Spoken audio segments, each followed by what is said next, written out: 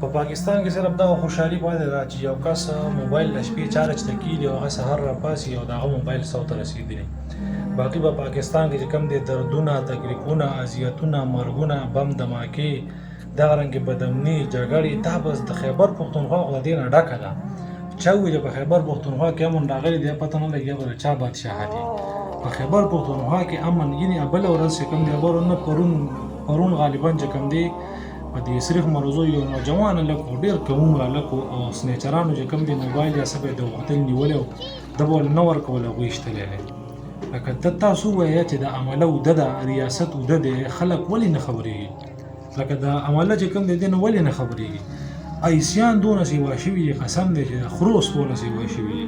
ځای په ځای ایسي او ایس فروش چې کوم دي، دا کوم خلک چې ایس خرڅوي غټ غټ خلک هر چا ته معلوم دي، یعنې ټوله دنیا به خبره ده پوه شوې چې کوم ځای کې ایس خرڅېږي څوک یې خرڅوي او دغه رنګې عمله ورته سم نه وایي، ریاست ورته سم نه وایي. یاره دن به دن چې کوم دی مرګونه سیوا کېږي، دن به دن چې کوم دی روزانه تاسو ګورئ په دې فیسبوک کې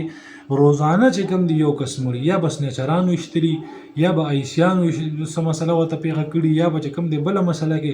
یا به دهشتګردو ایشتلي، خو پته نه لګي په خیبر پښتونخوا باندې چا تعویض کړی دی چې څه چل به شوی دی. خو دلته امن چې کوم دی بیخي داسې ناممکنه شوی شانتې دی. هر سړی په دې ځای کې د هغه ادای کې راځي که نبي علیه السلام فرمایي چې قاتل ته هم پته نه لګي زه دا کس ولې وژنم او مقتول ته هم پته نه لګي چې زه په څه باندې مړ شوم.